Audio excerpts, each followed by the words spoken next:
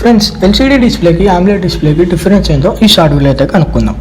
So first వచ్చేసి LCD డిస్ప్లేకి screen వెనకాల LED light అనేది ఉంటుంది. సో ఆ లైట్ని యూజ్ చేసుకొని పిక్సెల్స్ అనేది ఇమేజ్ని చూపిస్తాయి.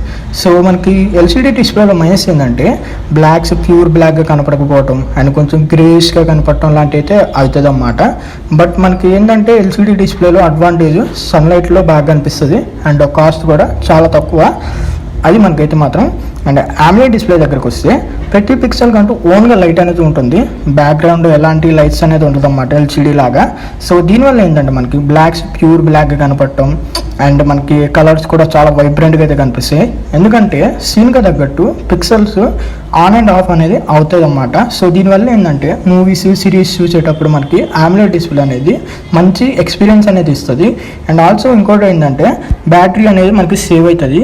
ఎస్పెషల్లీ మనకి డార్క్ మోడ్లో అయితే ఈ AMOLED డిస్ప్లే అనేది కొంచెం మనకి ప్రీమియం సెగ్మెంట్లోకి అయితే వస్తుంది అన్నమాట. సో అది అండ్ AMOLED డిస్ప్లేకి కొంచెం అప్గ్రేడెడ్ వర్షన్గా OLED డిస్ప్లే అనేది ఉంటుంది.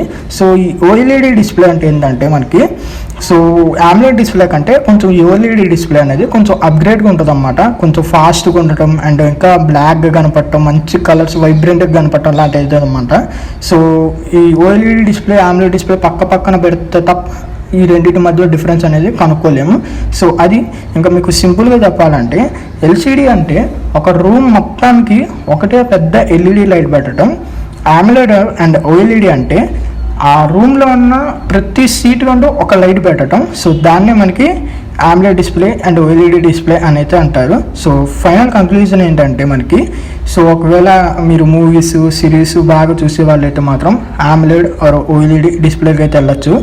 లేదు నేను జనరల్ పర్పస్కి వాడతాను, అప్పుడప్పుడు వాడతాను అనుకుంటే మాత్రం ఎల్సీడీ డిస్ప్లేకి అయితే వెళ్ళిపోవచ్చు. సో అది ఇంకా